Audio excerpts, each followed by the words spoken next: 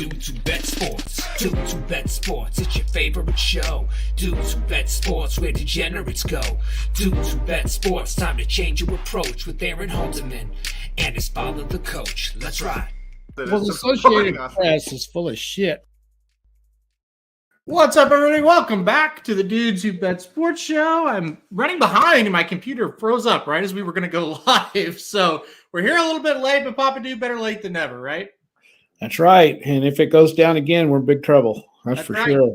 You're carrying the show if it goes down again. Are you ready? I can carry the show, I guess, but I don't have any graphics or any of that kind of stuff. Just tell people stories about driver's ed, maybe, or something like that. Well, that's right around the corner. It's getting close. That's right. So you're doing it again. You're doing driver's ed again. I am. Yeah, I committed to him the other day, and so yeah, that'll start the day after Memorial Day. So, well, getting close. It is getting close. Well, before you go into that, we'll get into college basketball today. How about that? All right. All right, so on the show today, we are going to talk about college basketball, of course. We're going to talk about the Sweet 16 games, kind of project who we think is going to make the Final Four. So you got that to look forward to. And then we'll do the Louisiana Derby after the basketball. We're usually Oakland guys. That's what we cover on the show. But we'll go to Louisiana. There's some Oakland connections there, and we'll kind of talk about that. All right, let's get going here. I'll bring it up on the screen. Like I said, you got to bear with me. I'm a little behind. There we go. All right, let's talk about college basketball. Let's talk about the games tonight to kick it off. We've got Michigan State and Kansas State. That'll be the first one at 5:30 tonight. Michigan State 1.5-point favorite, despite being the lower seed here. What do you like in this one? Well, we talked about this a little bit on the Daily Show, so we'll go over them again here. I like Kansas State in this game a lot tonight. It's a game where you've got a so-called blue blood from the Big Ten that's been there a lot with a coach that's been around forever, and I think I read somewhere he's been in more Sweet 16s than just about anybody. I saw something. He's been like 16 now, Sweet 16s. That's amazing. Crazy. So they know what to do when they get here. And you got the other program, Kansas State, that hasn't been here very much in the last few years. But I like the Wildcats. I like the way they're playing.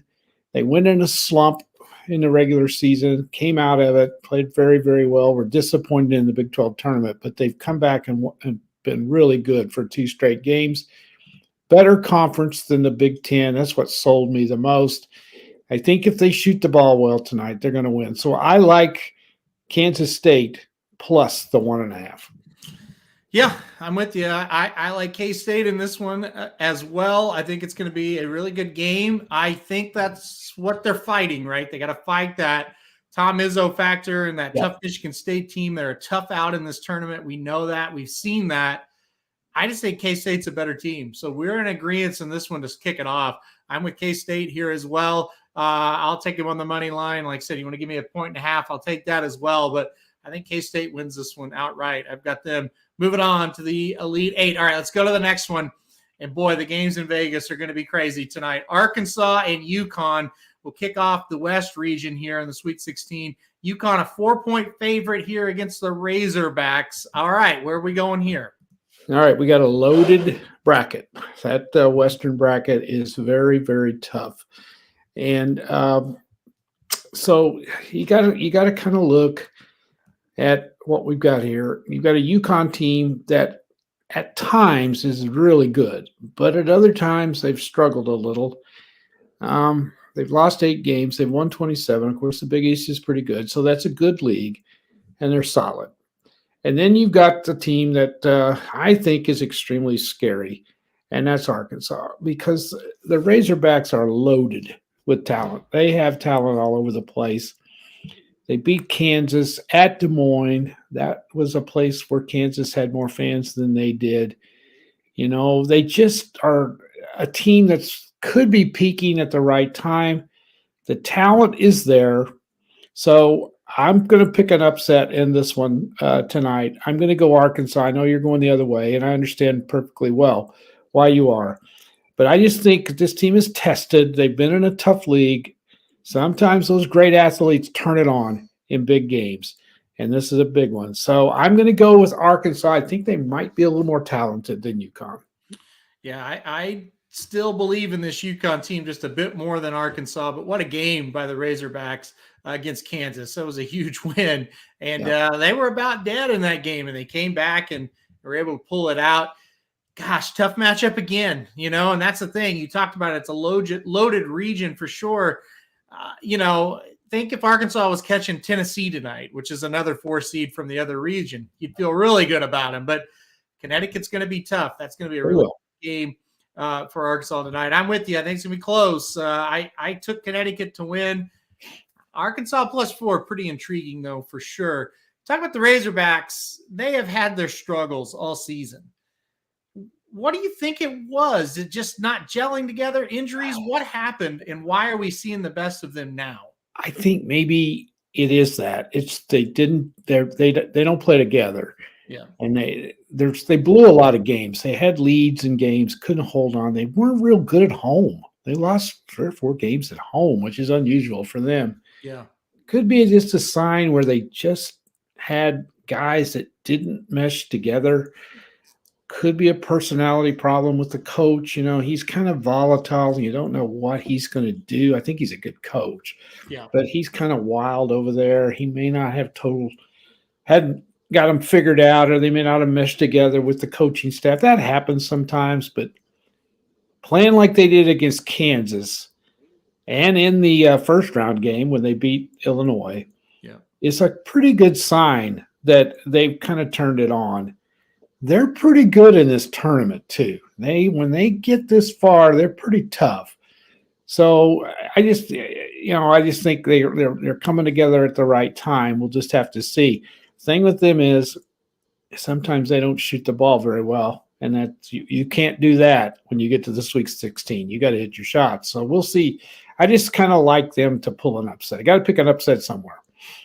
Yeah, and like Russ said, we hate a lead, and that's true. I mean, they had Alabama on the ropes in the SEC tournament, and they blew it. And like I said, that's just one example of it.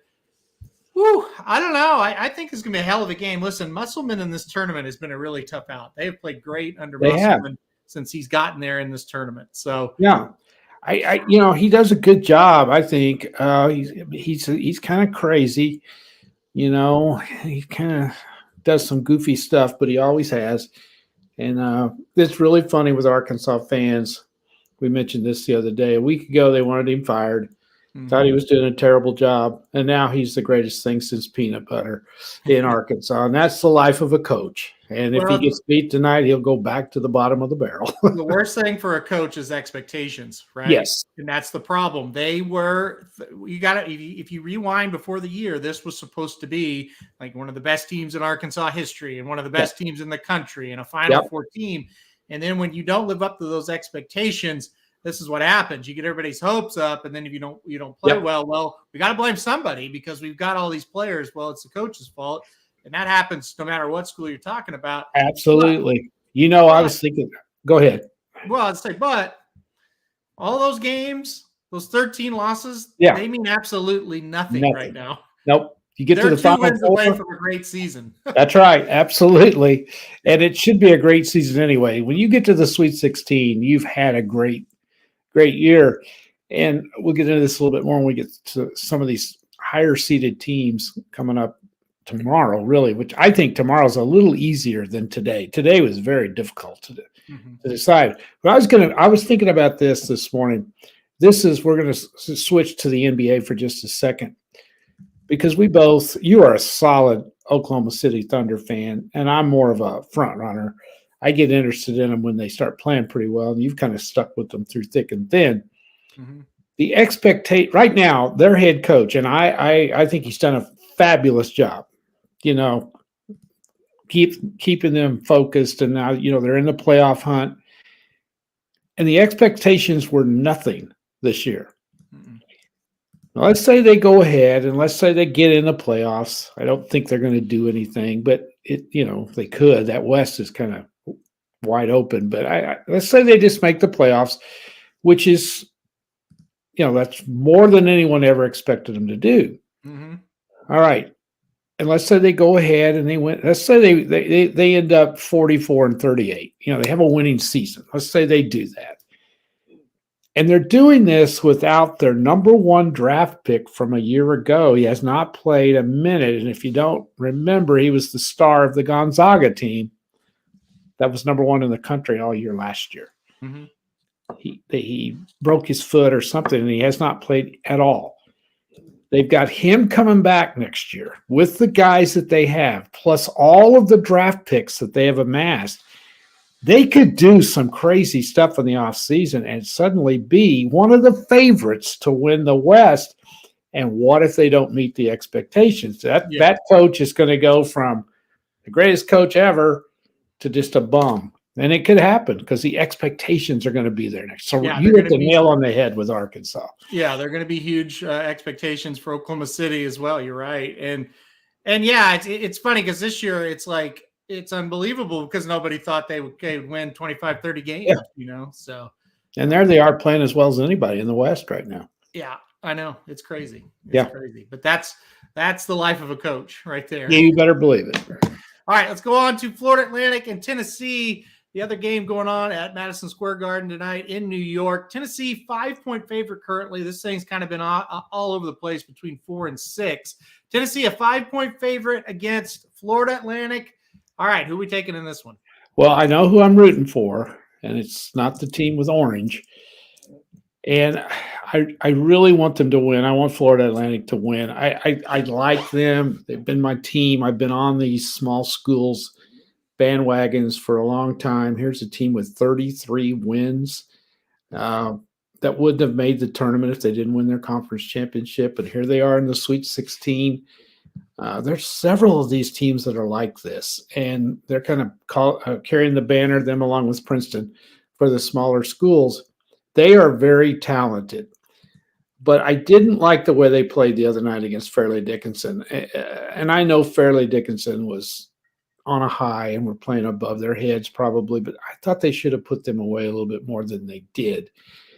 I think they have some holes. I don't think they're quite physical enough for Tennessee. The key, and we talked about this today, Tennessee has got to shoot the ball well. If they don't, then this game's going down to the wire.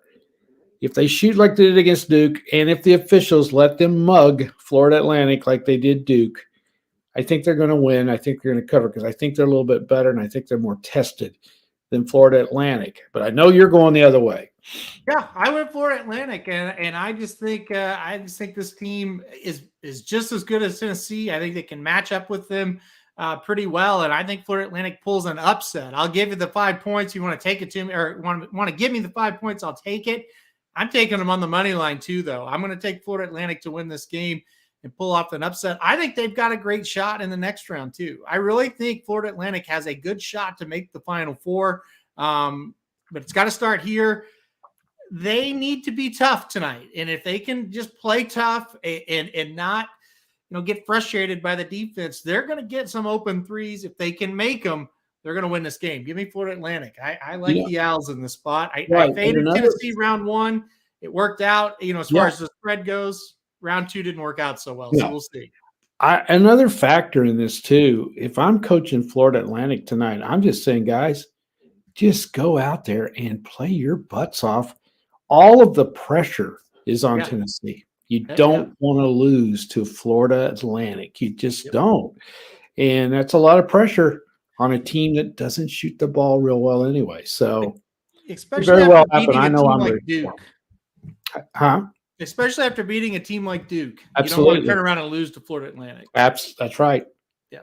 When you got a shot to get to the Final 8, you don't want to lose to Florida Atlantic. Exactly. Yep. All right, game of the night on the latest, which I know you're not a fan of that. And I had somebody from the East Coast text me and say, hey, you think you ate it? 9:45 here for us on the East. But Gonzaga against UCLA. UCLA, a 1-point favorite. Like I said, game of the day. Who are we going with? This is the game of the day, and as we said before, this should not be a Sweet 16 matchup. These two teams are far better than one of them getting eliminated in the Sweet 16. So this was horrible seeding by the committee. Yeah. This is a toss-up game. It can go either way.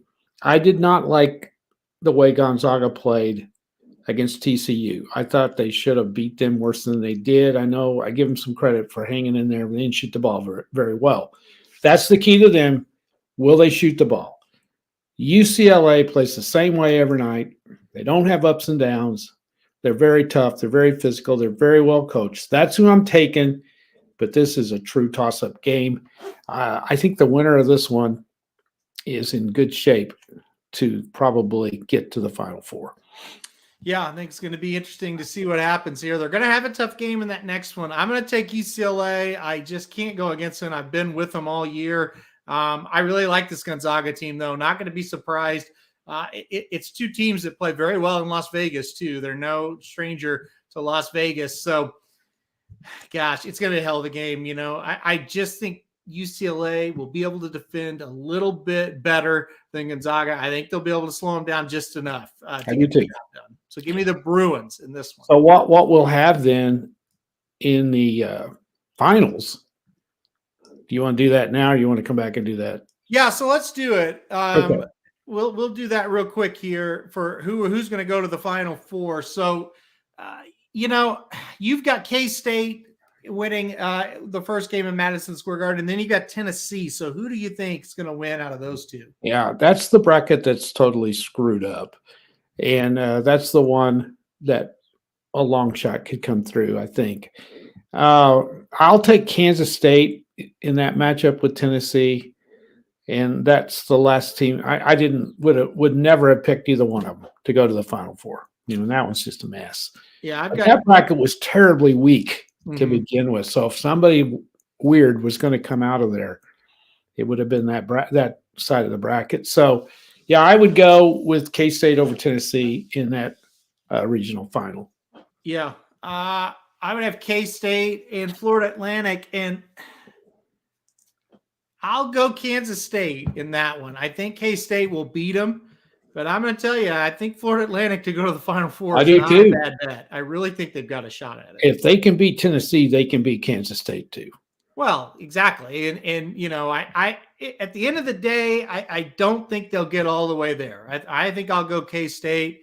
But I mean, that's a dicey region. Any of those could make it. Michigan State could make it. You know, they can absolutely beat K-State tonight. So, okay. Let's say Michigan State does beat Kansas State tonight. Wouldn't you pick them against either one of the others in the final game, in the regional final? Yes, I would too. I would. I would too. Yeah, I would. And then the other one we've got, we both like UConn and UCLA. So who you got? Well, I like Arkansas, but anyway. Oh yeah, that's right. I'm sorry. You like Arkansas, UCLA. Here's the thing with Arkansas. They will have beaten Illinois, Kansas, and UConn to get to this game. And then they're going to have to knock off either UCLA or Gonzaga. Yeah. I don't think they can do it. So I'm taking the winner of the UCLA-Gonzaga game to win the regional final. Yeah, I'm with you. I'm going to take UCLA. I would not be shocked, though, if any of these four came out of it either. This is, to me, you know, if you had to pick a regional just to attend, if you're just a basketball fan, that's the one. The West Regional is fantastic. It's a good one. All right, let's move on to the Friday games. These are new games. Haven't talked about them yet today. Right. We'll start with San Diego State and Alabama. Alabama currently a 7.5-point favorite. We talked about on the Daily Show, Alabama seems like a strong favorite to get out of this region. What do you think about them covering the spread against San Diego State? This San Diego State is a sneaky good team. Yep. You know, we don't see them much because they're on the West Coast and they're in the Mountain West. You know, they're one of those teams that I don't know if they're going to get the full respect from Alabama because of who they are. Their defense, they are nails defensively. And anytime you play that tough defense, you got a chance. I don't think this is an easy draw for Alabama, but if Alabama gets to rolling, I don't know if San Diego State can keep up. That's the deal. Mm-hmm. So they're going to have to slow that game down, get it under their tempo, and make sure Alabama doesn't go on a run because Alabama's capable of putting up 80. 7.5, I think that's really I thought it'd be a little higher than that, to be honest. So I think that's doable for Alabama. I think they cover, but I think this game's going to be close for a while. And I think they're going to outlast them at the end and maybe pull away down the stretch. Yeah, I'm with you as well. I think Alabama wins this one. I'm not too worried about San Diego State in this situation for Alabama. I think they'll get the job done pretty easily.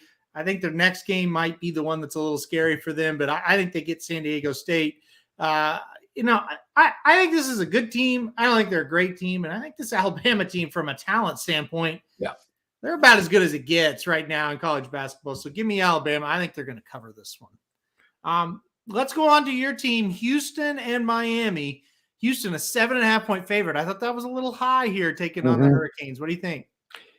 Well, the Houston situation, we've discussed it a lot. How healthy are they? What are their players going to be like? They've had a few days to recover from the second half that when they were fine. I love what Sampson did at halftime of that game. I love it. He just went in and told them, guys, you're going to have to play through these injuries or you ain't going to play no more because we're going to get beat. Yeah. I know you're hurting, but you got to do it. And they did. And that's Kelvin Sampson in a nutshell. We've talked about all year long. When they get to the tournament, matchups. What are the matchups going to be for Houston? What kind of team do they not want to play? This might be one of them. I mean, Miami has proven they're pretty damn good, and they've been good all year. And I forget who they beat to get here. I don't have my bracket in front of me, but they handled them pretty easy. It was a pretty good team. Who was it, Aaron? Indiana. Yeah, and they thumped them, and that was an overrated team. But still, it's Indiana. You got to play to beat them. This is a scary one for Houston. I think, though, they have more talent than Miami. And I think if those guys are healthy and they can stay on the floor, I think they win. I don't know about covering, though. I think I would take Miami plus the 7.5, but I think Houston's going to win. By the way, you look at the ticket prices to get into these games, $23 and $30 compared to the ones we talked about for today. They're like $135 and $115. So I can't believe those prices. Yeah, well, one's in New York, one's in Vegas, and then these are in Louisville, Kentucky, and Kansas City. I think that makes a huge difference. Yeah, man, $23 to get in. I think Houston gets it done, and I think getting through that first round was their biggest challenge from an injury standpoint. I think they'll be feeling better. I think they're better than Miami. I like Houston. Well, I tell you what, they showed me a lot in the second half of that game with Auburn. Having to beat Auburn in Birmingham, you're down 10 at the half, you're playing like crap, Auburn's playing really well, and you got two guys that are hurt, and you come out and you thump them. You outscore them 50-23, something like that in the second half. Yep. That's impressive. This team can win it all. There's no doubt about it. It definitely was a wake-up call. It felt like you said, at that half, and they came out and did that. And that second half, and then really Alabama's first two games, almost all the game, those two teams look like the two best teams, right? Now, Can Houston keep doing it? They need to come out and do that for the first half against Miami and prove to everybody that they are the legit number one team coming into that final, hopefully Final Four for them. So we'll see. They're going to have a tough game, and they're going to have a tough next one too. We'll talk about that in a second. All right. Let's go on to the game between Princeton and Creighton here. Winner of this one probably going to play Alabama. Princeton, the 15th seed, gets through. And now they've got Creighton. Creighton was really good in the first couple of games. Who you like in this one? Who I like? Well, it's hard for me to pick Princeton. It just is. Yeah. What a job they've done, though. They knocked off Arizona. No one thought that was going to happen. And then Missouri. I wasn't real surprised by that. Right. Because they're undisciplined, and this team they're playing this time, this is another sneaky good team. At times they are really good. And they kind of went through a spell there in the Big East where they lost some games, and that's why that record is what it is. They played a tough non-conference schedule. I don't think this will be a game. I think they'll handle them, and I think I'll take Creighton to cover that 9.5. That's a lot of points, but I just don't think Princeton's got enough to keep up. Yeah, and I think a lot of times with these Cinderella stories, once you get through that first weekend and you get refocused into the next weekend, and that team that you're playing's had 4 or 5 days to kind of prepare, And look, that point of, hey, they're the 15th seed, that doesn't mean anything anymore. Now we're in the Sweet 16 now. So it's like, hey, it doesn't matter who we're playing. We're going to be focused. We're going to be ready. I think Creighton gets it done. And I think Creighton could give Alabama some troubles. We'll talk about that here in a second. All right, last one, Xavier and Texas. Texas 4-point favorite right now. I thought Xavier had a good first couple of rounds of this term. Well, at least the second round for sure. Texas, they've just been solid. They've been solid for about the whole season, really. Who you got, Longhorns or Xavier in this one? Yeah, this is another team. Texas has been pretty consistent all year long. This Texas team seems to be, I think in the past, some of those Texas teams have been soft. Yeah. They've been really good, but they've been soft. This team's not. They can beat you 60-50, 50-48, or they can beat you 85-81. I mean, they've just got a lot of things they can do. And I think they're going to be too physical for Xavier, but I'll tell you, we talked about this after Xavier pulled that game out against Kennesaw State. Sometimes you get over that one, and they came out in the next game and they blitzed Pitt and they took it to them. This is a team that can put the ball in the basket. If they get to rolling, they're hard to beat. But I think Texas is too big, too physical, too good on defense. I think they can get out and cover them. And I think they beat them. What is it, 4 points? I'll take Texas in the points. Yeah, I'm with you again. We're in agreement a lot on these Friday games and not as much on the Thursday games. I'm with you. I think the Longhorns get it done. I think they're just better than Xavier, and that's the bottom line on it. I think they're a more complete team. Xavier, it's all offense, really. That's what they rely on, and I think the physicality of Texas is going to be pretty tough. And you're right. Here's the deal, and whether you love or hate the guy, Chris Beard is a great coach. By the way, he went to Ole Miss, so that'll be interesting to see if he can turn them around. And they immediately suspended him, 4 games, I think? Yeah, right. Yeah, no big deal down at Ole Miss, I guess. No. But Beard, that's what he is. Toughness is what his basketball teams have always been. So he's not there anymore, but these are still his guys, and it's still his coaching staff for the most part. So they play just like a team of his, right? Yep. And we'll see what he does at Ole Miss. I'm pretty high on him. But anyway, Texas, I'm with you on that one. So let's go Alabama-Creighton real quick. That's our hypothetical game. I've said that I thought Creighton could give them problems. What do you think? Well, I think so, too. They've got a lot going for them. I just think Alabama's too good. I just think they're too good. I think they beat them. But this will be a scary game if these two teams get there, because Creighton is extremely well coached, very disciplined. They can score. They can shoot the ball. They got a good guy inside. They're going to give Alabama fits. But I just think Alabama will win in the end. Be interesting to see what that point spread will be. I would say 5 maybe for Alabama. Mm-hmm. So I'm going to take Alabama to win.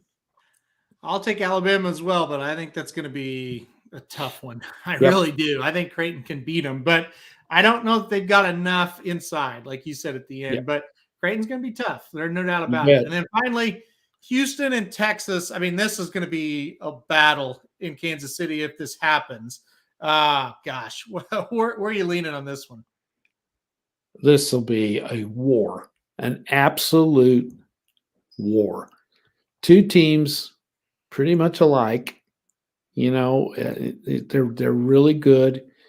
In the Texas teams of the past, I think Houston would kill them. They would just physically maul them. I don't know if they're going to be able to kill them. Sampson knows how to beat Texas. When he was at Oklahoma, he had a lot of success against. Now, that's been a long time ago, and it's not the same thing. I just think they're going to let it all out if they get this far, and I think they're going to beat them, but this will be a very difficult game for them. I kind of think if they can get this far and their health is okay, these are the kind of games where Texas or Houston can kind of just say, okay, we've made it this far. They're not going to beat us. We're going to beat them. So I'm going to take Houston to beat the Longhorns, but this will be a toughie. Yep, I'm with you. It's going to be a tough one. I'm going to take Houston as well. I think they get it done. I still like this Houston team an awful lot. It was looking bleak, and then they turned it on, and I thought, well, if they can have that in them, then they're gonna make a bigger run than what I kind of thought, because it didn't look good. They did not look good round one.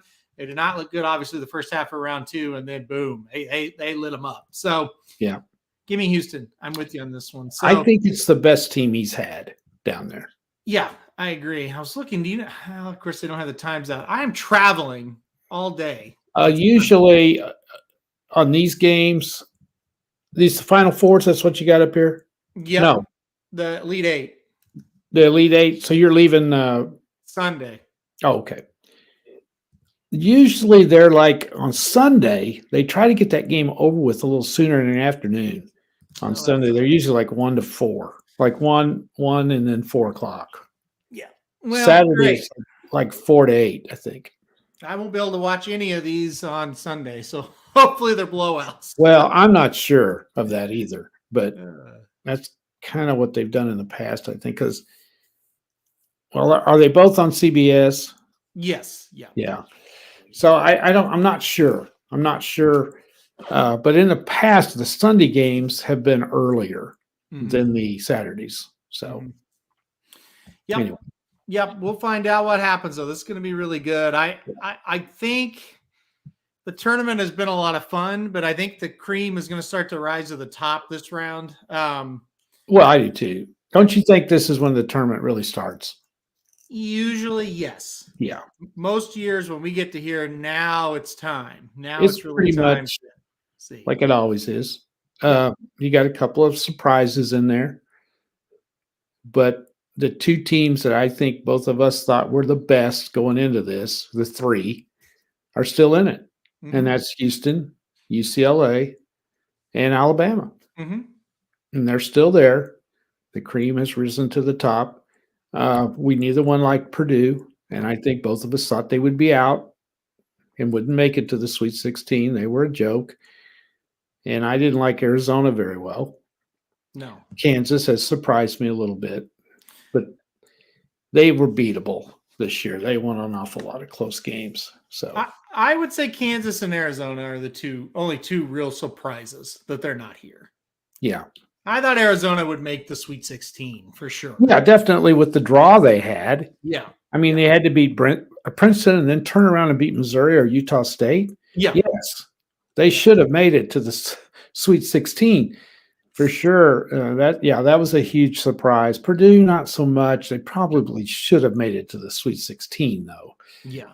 But you talk about a team that choked. I mean, that was just so obvious.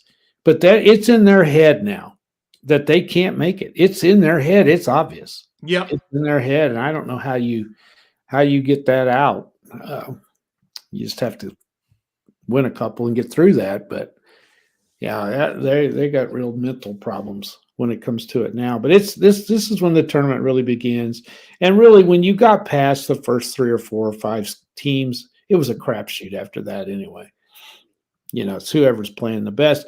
The team I think that surprised me maybe the most, they were seeded 3rd, and they've got there, and that's K-State. I just didn't know whether they could do it. I didn't think they could beat Kentucky.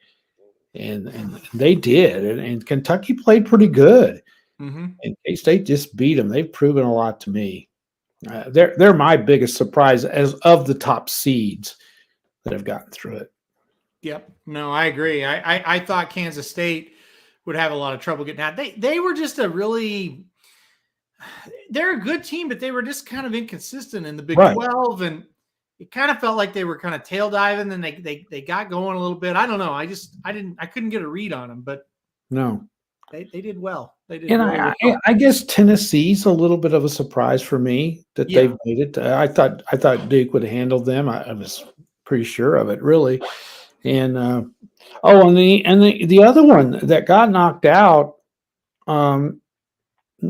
was Baylor. Right. They were awful. And they shouldn't have been seeded 3, though. They really shouldn't have. And Indiana shouldn't have been a 4. So it was odd. It was definitely odd. You had to put somebody in there, but it was odd. Baylor played so bad. I mean, they didn't look good at all. No. Right?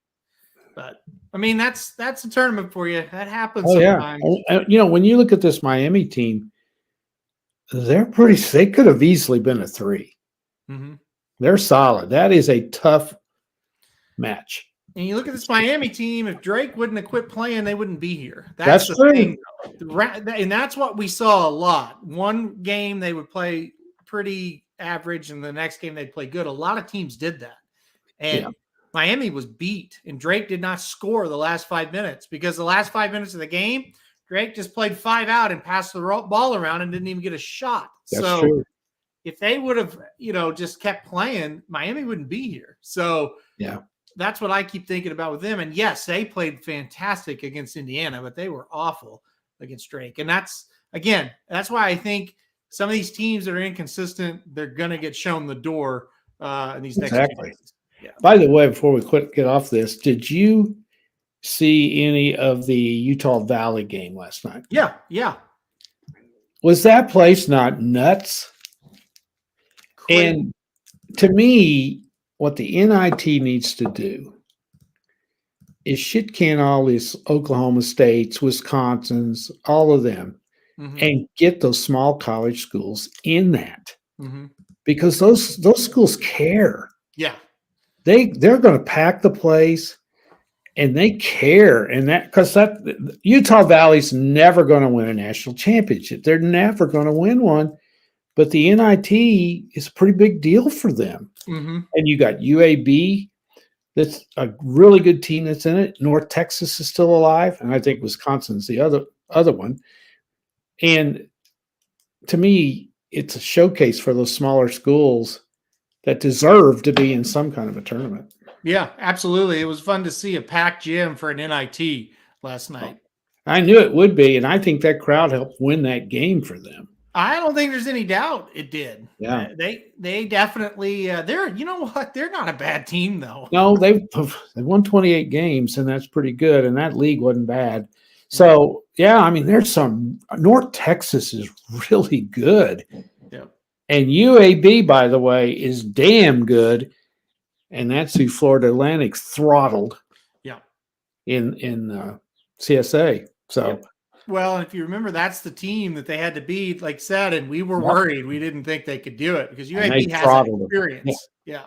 So there's some really good basketball. And you and I, since we pick these games every day now, and we can get on ESPN Plus and just watch the end of them, don't have to watch them all. We have seen a lot of these teams that we never would have seen before. Yeah. And they're good. There are some great basketball players at that level. Yeah, the only thing that was disappointing to me, Oral Roberts is a better team than what they played in that first round against Duke. That's the only team that we had watched all year and thought, damn, they're really good. They just played awful, and I felt terrible for them. Yeah. Who else? Well, I mean, College of Charleston, yeah, they weren't too bad. Yeah, but they had a tough draw. That was so did Oral Roberts too. But but yeah, like a team like Furman, we knew a lot about. It was good to see them get a win. And the funniest thing was, like, Florida Atlantic, we were all over, but Princeton is one we never could have. No, because in the regular season, they weren't the best team in the Ivy League. No. Now traditionally they are, and when they had to win the tournament, they did. Yeah, but they weren't as good as Princeton teams as there's been in the past. No. But if I was these small college schools, you're not going to win the national championship. You're just not, unless you're a freaky team like Florida Atlantic might be. Yeah. To me, I think you're better off just going to that NIT and making a run there.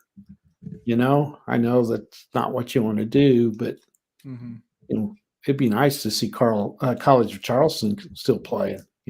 But anyway, it's a good consolation prize for those guys. There's no doubt. No doubt. Yeah. No doubt. All right, let's change gears before we go off the air here, and let's talk about the Louisiana Derby. We usually talk about Oaklawn races, but not a whole lot going on Oaklawn. So for our horse racing, we'd go down to the fairgrounds, go to the Louisiana Derby. This is going to be a great race, $1 million race for this one, going 1 mile and 3/16. And since they've stretched out their preps, they've had a little bit more success producing horses that run pretty well in the Kentucky Derby and throughout the Triple Crown Series. Field of 12 lining up in this one. morning line favorite, and most likely post-time favorite will be the number 2 Instant Coffee. Papa Dude, all right. I mean, we've got a lot of options here. Where are you going? Do we? Now, here's the thing. You guys study these two, they're 3-year-olds now, a lot more than I do. And I don't know their backgrounds and all that stuff. I just have to look at the form and read it and then kind of base what I read, because I can read a form. Obviously. And, I can do that. Yeah. But I don't know the backgrounds of some of these others. I don't see anybody even close to the favorite. Now, I guess I'm wrong, because you say this is going to be a heck of a race. Well, I think you've got plenty of options if you want to play against him. But really, to beat him? Well, yeah, I think if you want to, if you think, hey, I'm going to try to beat Instant Coffee, there's 6 or 7 horses you could use to try. Well, I've got 5 written down. Okay, so I'll throw them out there. When you just look at what Instant Coffee has accomplished, I think he's clearly accomplished more than anyone else. Would you agree? Mm-hmm. Yeah, because he has a couple of graded stakes wins there. And so, I don't think he's super. I don't think he's a Forte, but he might be. He's still got some growing to do. Mm-hmm. I like Sun Thunder, the 4, but I don't like the trainer. But he sometimes pulls an upset, and this horse has done some stuff. Yep. Second in the Risen Star. So that's good. He ran okay in the slop in the Southwest at Oaklawn. So the horse has had some success at graded stakes races. So I think he's a definite threat. And he has that trip over the track, the Risen Star. So I think he is definitely somebody you got to look at. I kind of like the 3 a little bit, Curly Jack, who had been running real well until the Risen Star. And he finished 8th. So I don't really know what happened in that race, but his track record going into that was pretty good. So if you want to draw a line through that, you might look at him a little bit. I kind of liked him.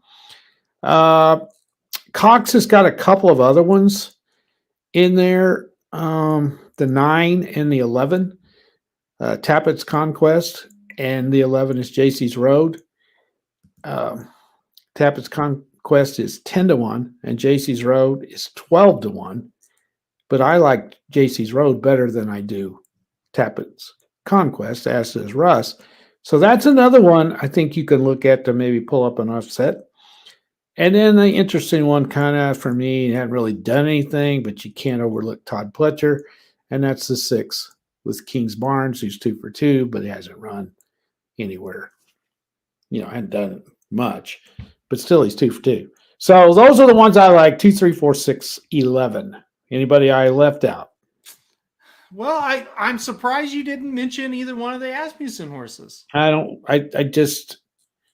I'm not seeing him do anything, really. I think Shopper's Revenge is interesting. Well, you're going to have to make a case to me, okay? 2 races back, goes gate to wire with an impressive win. That was a good one. I agree. Last time out, completely missed the break. A horse that's usually in the front is last, dead last, still runs up and gets second. I think that's a sneaky good race. My problem with Shopper's Revenge is I don't think he's good enough to win this kind of race. Right. But if you get the price, 12-1, I don't got to play him underneath. Right? What's that? You got to play him underneath. I don't think you have to, but I think he's interesting. Okay, he's somebody to look. Now, what about the other one, the 5? The 5 Disarm is interesting. Okay, so if you remember, that's what you said about the 1. We talked about the 5 Disarm on the show when he was going to run his allowance race at Oaklawn. We were really high on him.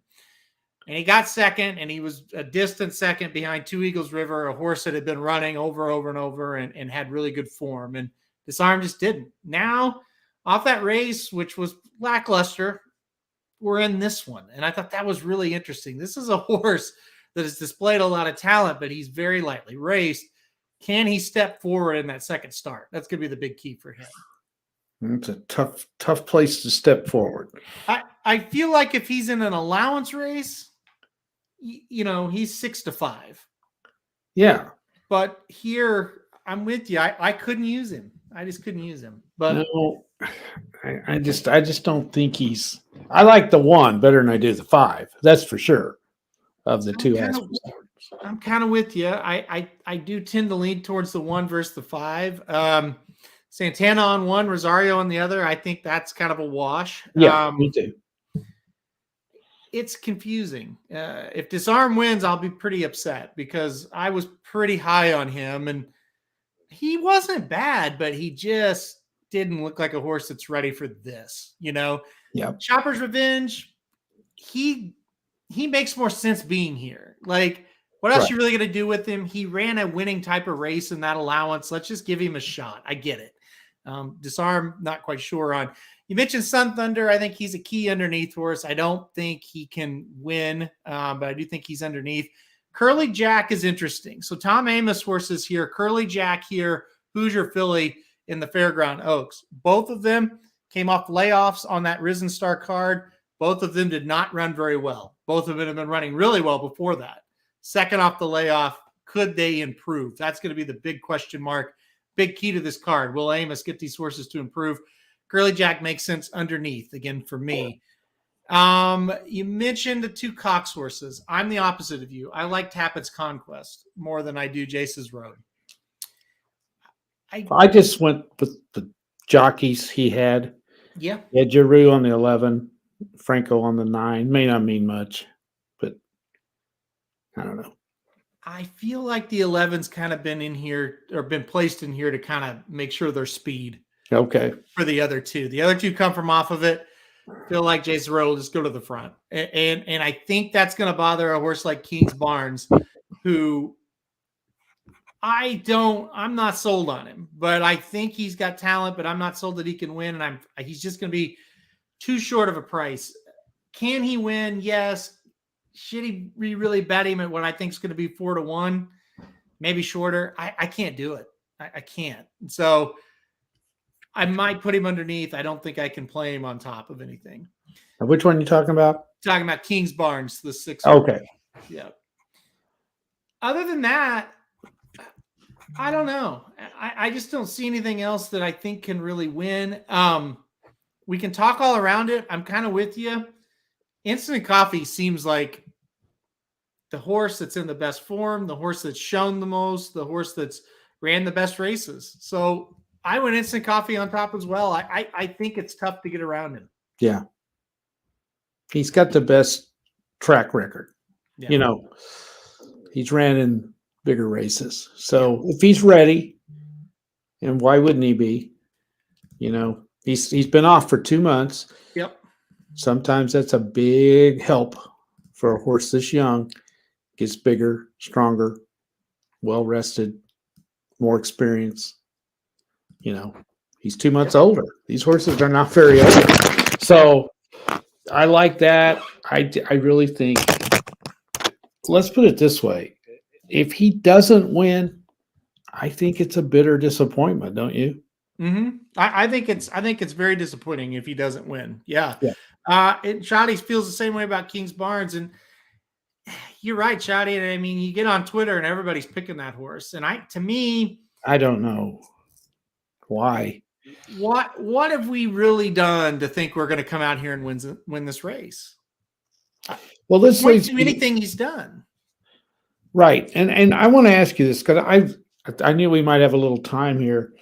I wanted to ask you a little bit, and you may have covered this in some of your shows before, some about how you handicap a certain things. And one of the things I wanted to mention was how much does where a horse has run, what track he's been at, factor into your handicapping. For example, this horse won an allowance race at Tampa, which is okay, but it's not a great track. How much does that figure in whenever you're looking at something like him, like this horse? Does that mean much to you that he won at Tampa instead of maybe Gulfstream? Yeah, it does.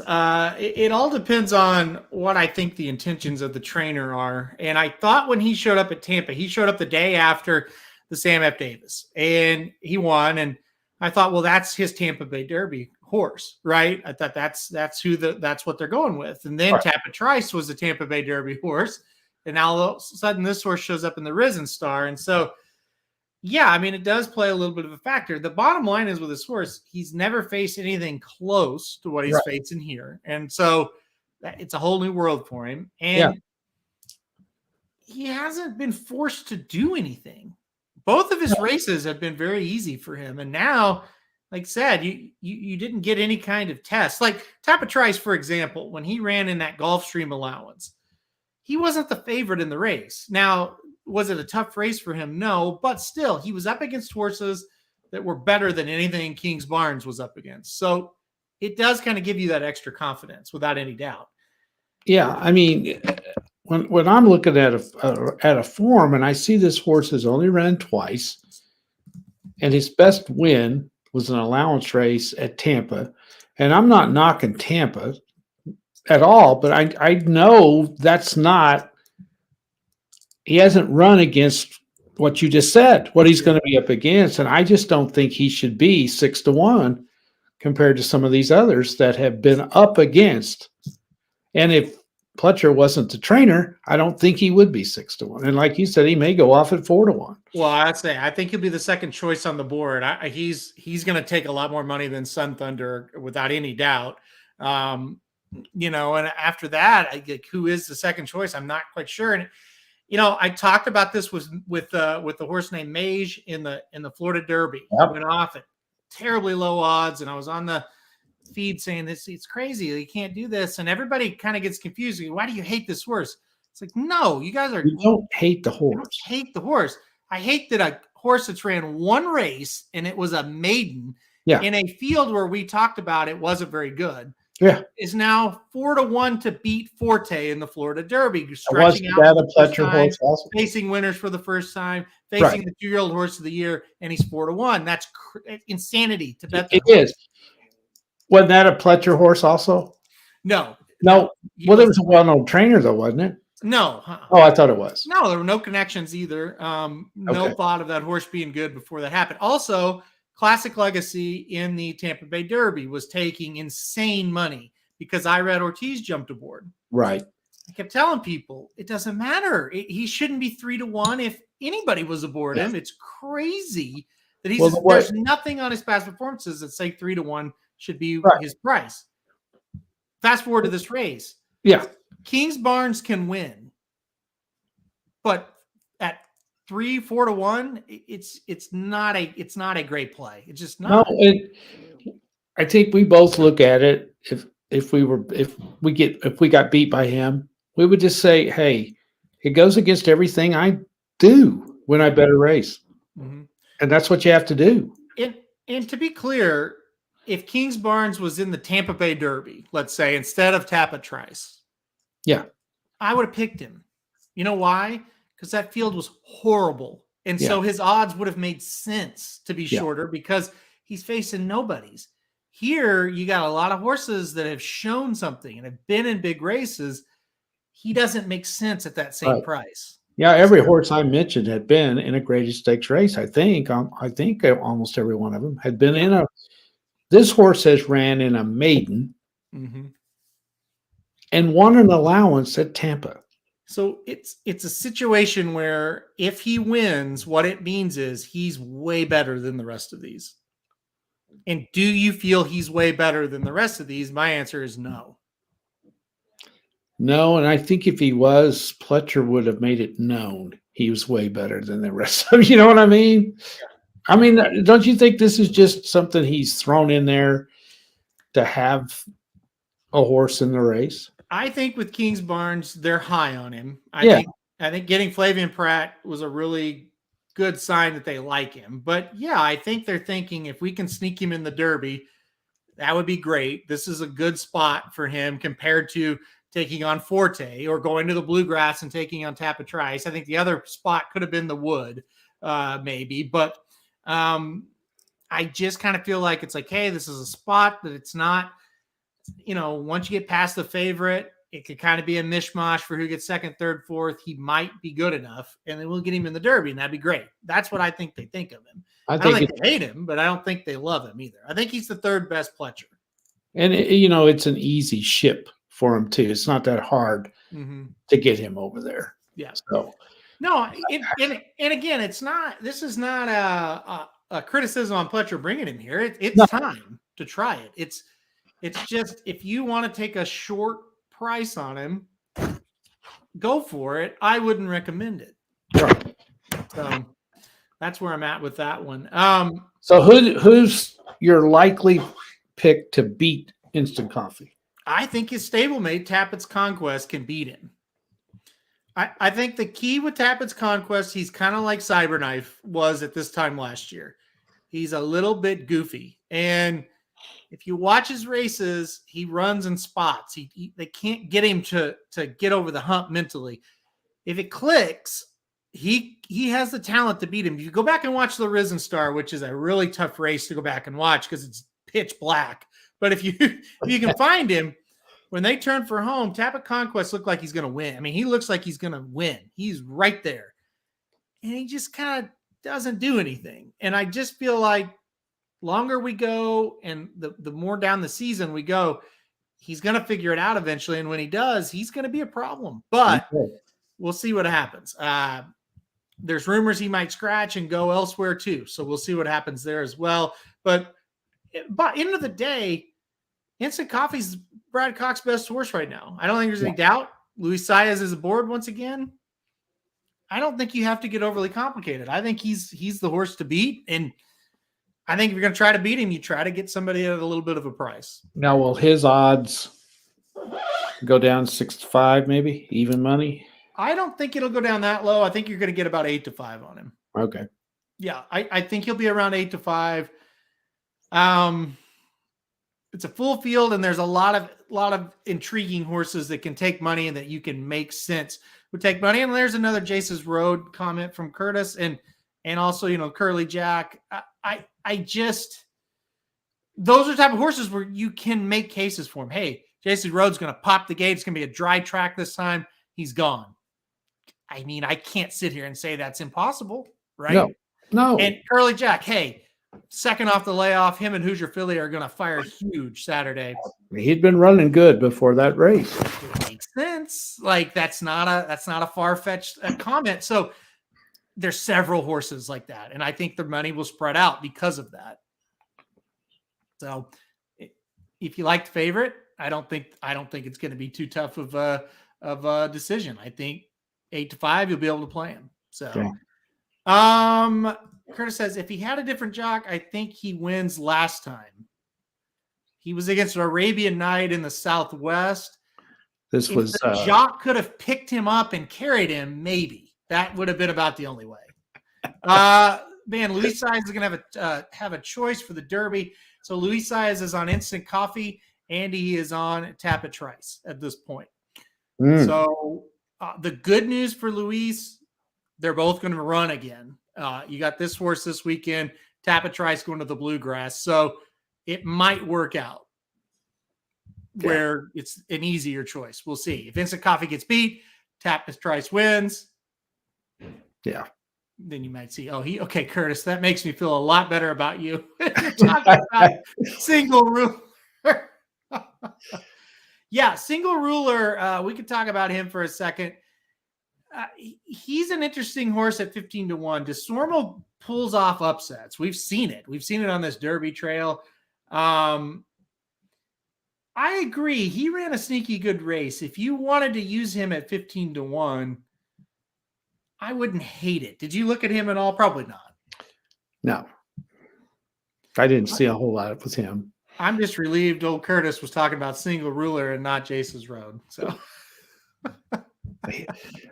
he should have made that more clear. I don't think we even mentioned Single Ruler, did we? Well, I didn't see him. I saw that he said Jace's Warrior could wire the field, and then he did say watch out for Single Ruler. I didn't. Oh, okay. I got you. Okay. Feel much better. Yeah, that's You redeemed yourself there. Very much so. I was like, what? Southwest, Jesus Road didn't run a step. All right.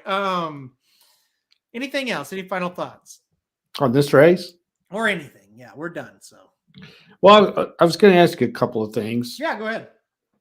Like, again, if you've already discussed this on some of your other shows, that's fine. But I don't know whether you have. When you get to a race right here, like this one, and you start breaking it down, what are the top 3 things that you look at first to help determine where you're going? Ooh, top 3 things. Yeah, I mean, what's your go-tos? The answer used to be speed figures. I was obsessed with them. And boy, over the years, and please don't take this as a knock at buyers or Timeform or any of the people that make them. I think they do a really, really good job. They're becoming fairly meaningless to me, though. They really, really are. I will look at them. Speed figures about the 3rd thing I look at now instead of the first. So I shouldn't say they're fairly meaningless. They still mean something, but I don't take them in too much of an account. I always look at who are the jockeys and who are the trainers to start. Whether it be the number 1 handicapping angle I look, the very first thing I look at is still your go-to. It's a go-to as far as the first thing I look at is who's entered horses into this race, who did they choose to ride, and what are those trainers thinking about these horses in this race? Yeah. Now let me ask you this. Okay. Do you think most handicappers go that route? They look at the jockey trainer first. I couldn't tell you, probably. I mean, I do. I'm not saying I'm a big time handicapper, but that's the first thing I look at. Yeah, probably. If I get the form, whether it be Timeform, DRF, whatever, that is the first thing I look at. And then Curtis is right. The next thing I do, formulate what pace. Curtis says pace. For me, it's more I formulate how will the race, not just like, hey, they're going to go 21 and 43, but how will the race come together? Like, where will each horse be positioned in that race? And then what is the path? What is that horse's path to win the race? Right. So like you see a bunch of speed and like this horse is a closer and it's like, well, his path to win might be easier than normal because he'll have a pace set up, and so you kind of formulate how that race is going to be run. So that would be number 2. And then I get into speed figures and what horse is dropping in class or moving up in class or whatever. So how far down the list what they've done, what their results are, what kind of races they've won? That comes 3rd for me. Okay. Yeah. And then I would say it's jockey trainer, what's going on? What do you think they're trying to do with these horses? 1, how the race is going to flow 2, and then what they've done, dropping in class, whatever, moving up in class 3, speed figure 4. That'd probably be my top 4. Yeah. So for the average handicapper, let me back up. How long did it take you before you realized how important pace was? A long time, like 2 or 3 years of doing it before you started realizing, that pace is pretty important. So I started in 2007. I would say 2 years of just being clueless. And then by the time the website launched in 2012, I knew that pace was the key to most races. So, that's 5 years, but I don't think it really took that long. A couple of years, before you realize. Yeah. Because here's what happens. You watch races and you see a horse and he's even money, let's say. Yeah. And he gets out in front and you don't know what's going on when you just start. And you're like, okay, he should win. And he loses. Yeah. And you see that 4 or 5 times. You're like, why is he losing? And then you dig into it and go, well, the race where he won doing that, he went 24 seconds for the opening quarter. And today he went 22. Mm-hmm. And those 2 seconds throw it all off, you know? So it took a while, but not that long, I would say. Well, I know you too. I have so many friends that know that I'm involved in horse racing and they want to go and they've never gone. and they want me to tell them what to do, give me some tips. And I just look at them, I go, guys, you have no idea. I can't. It takes a long time to figure this stuff out, Yeah. And whatever you do, don't get too fancy, just go bet some wins and have a good time. Just look at the horses and enjoy it. Because you and I both know it took us forever to figure out what was going on. It's overwhelming. It really is. Even today, it's kind of overwhelming. I think there certainly are races that, for sure, a race like this one where, let's just say a race like the Pegasus World Cup this year. I was very overwhelmed by that race. Yeah. I just didn't have any feel. And now the good news is when you get a race like that and you see it play out and then all those horses come back, then you can start, even though you just completely screwed up the Pegasus, right? But then they start coming back and then you cash on a Last Samurai, and you're able to catch a horse like Stiletto Boy at Santa Anita, because it's like, he ran really well in that race. And now we're getting a feel for what's going to happen this year. And so you kind of can, even though you missed that race, you can take that data point and still move forward with it and say, because another thing that I used to do when I missed a race, I would just say, well, all those horses are terrible and I didn't miss it. It's just that those horses are stupid. And that's just the worst thing you could do. When you miss a race, you still could learn a lot from it, and they're all going to come back and run again. So the next time they're around, you better not just say, well, just draw a line through every race that I missed and forget it. Yeah. Who cares, And that's why you come full circle with horses. A horse like Last Samurai, me 4 or 5 years ago wouldn't have bet him at Oaklawn the other day. But me now, it's like, look, he's the best horse. Mm-hmm. I don't care that he beat me a couple times. He's the best horse in this situation, right? I'll look at him for sure. Yeah. And a great example is Mo Donegal last year on the Triple Crown Trail. I know I'm going off from what you talked about, but I had it in my head what he was early on. He was going to just grind and get second and third in a lot. He'll never win, right? Mm-hmm.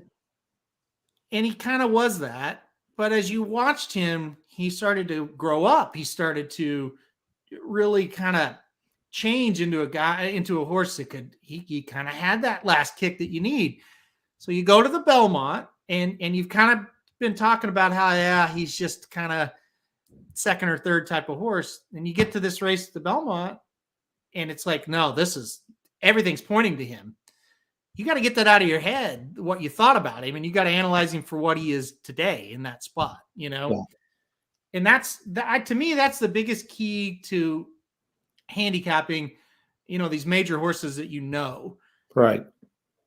Every situation is really different, right? People with Tappa Trice won. Everybody's trying to project what he's going to do in the Derby and the Belmont, and I'm sitting there thinking he's going to run in the Bluegrass. Let's figure that out. Yeah, and then because Jared keeps going, he's got no shot in the Derby. He's going to be too far back. I said, what if he sits fourth in the Bluegrass and kicks home and wins by 5? All that shit you talked about, it'll all be changed. It's meaningless. So don't get too far ahead. Take it. No, go one at a time. Yeah. And Curtis is right, and that's a hard thing to get to. But once you get there, you're ahead of the game. Yeah, absolutely, Curtis. You're absolutely right. You have to eliminate biases. You have to. Yeah. And that's hard. That takes time and that takes experience getting beat when you're biased. Yeah. and Lord knows you and I have done that a lot over the years. Exactly. It's very tough. Yeah. But, I tell people that the first time they're going, I'll tell them, get on the internet and figure out what odds mean, what those mean. Because so many people go, they don't know what that means. Right. You got to know what that is. Know what the odds are. I said, you might want to go on and see what an exact is, see what a trifecta is, see what the daily double is. But I wouldn't recommend you bet it unless you want to do an exact. That's kind of fun. But there's just so much. A lot of people on Twitter, especially, think that the way to get a beginner is you come to the track and you just throw wagering strategies and have to do this and have to do that at them, and it's never going to work. It has to be a very gradual, progressive thing. Yeah. And you're right. You need to teach them, here's how to look at where the horses have finished in previous races, right? Like, get a regular program you get at the track and be like, this last number, when it says 1, that means they won. If it's a 2, that means they finished second. And handicap to that and try to pick winners just off that. And then the next race, the next time they go, you build from that. And you I also think this, if you go that first time and you love it, okay, with the technology we have today, you can watch a lot of races where you used to, when you and I started, you couldn't watch Oaklawn. No. Now you can, you might have to buy a subscription to Twin Spires, but you can watch whatever you want. And get on there once you get hooked and start watching races, and you'll start to learn some stuff. You'll start to figure some stuff out by listening to the guys at the track talk and things like that. Because it's hard trying to figure all this stuff, and you can just get totally overwhelmed. Mm-hmm. And I do believe this. The more you know, the more boggled your mind gets. Mm-hmm. The more doubt you sow in whatever you are picking, because you go, well, I really like this horse, but he didn't do this and he didn't do that. Can't do that. Mm-hmm. That's a big point right there. You can't, and this isn't a knock on Jared, but he doesn't handicap as many races as some of us do. And so I'll hear him say things like, I have this horse picked, but I'm really scared of this horse. I'm really scared of this horse. And what if this horse improves?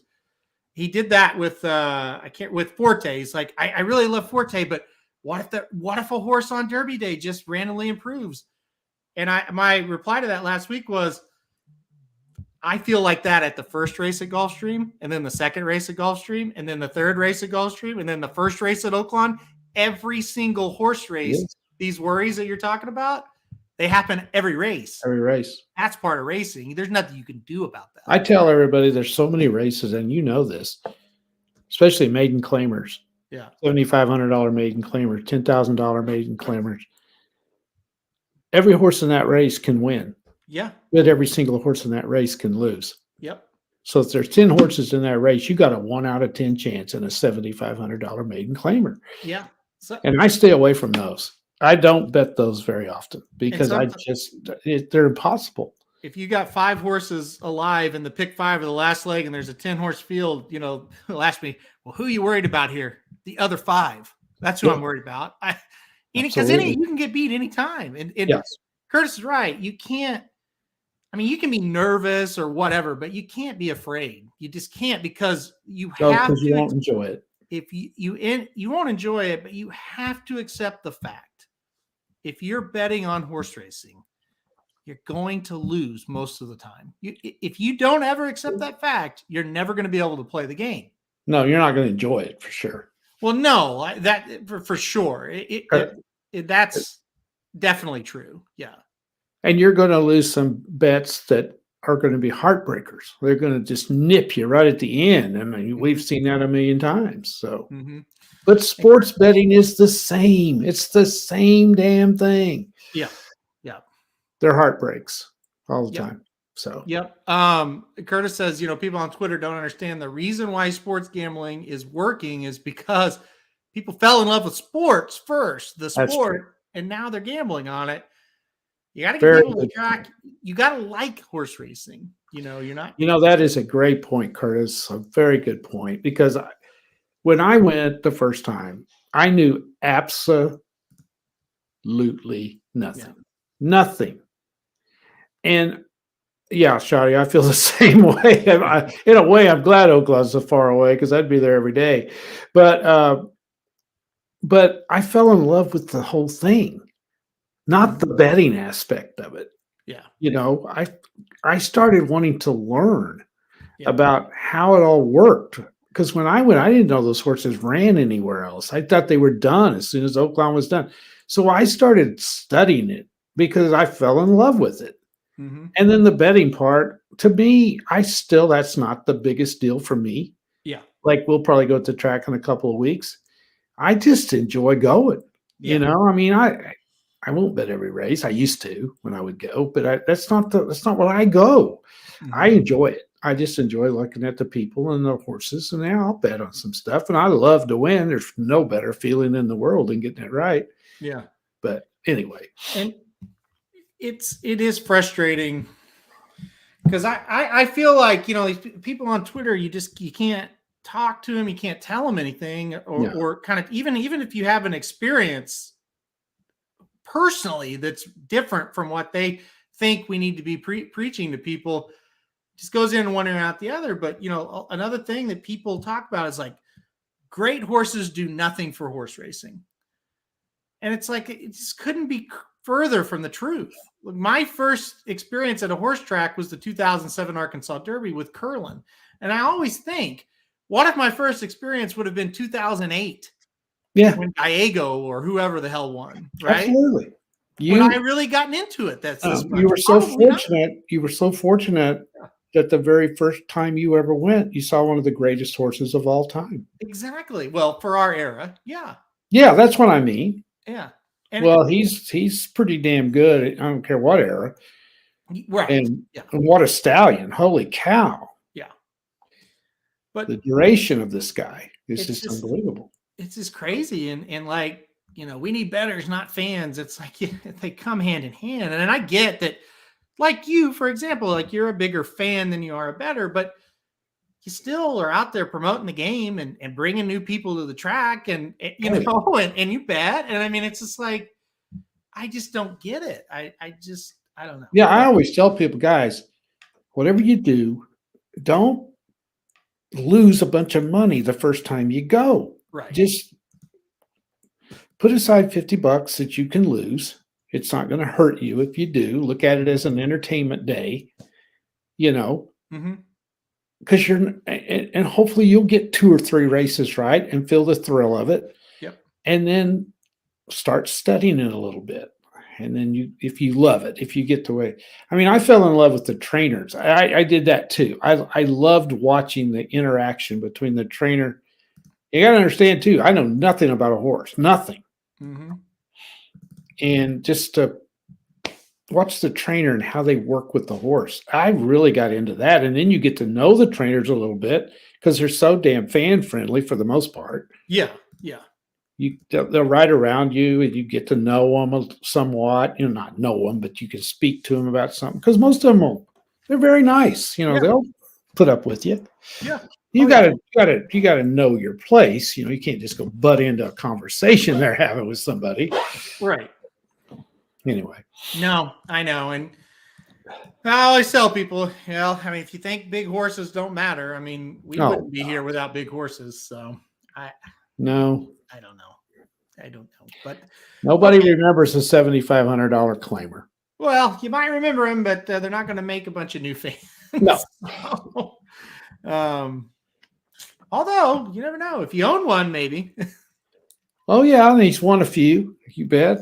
Yeah, it's fun, but the Justifies, the American Pharaohs, the Curlins.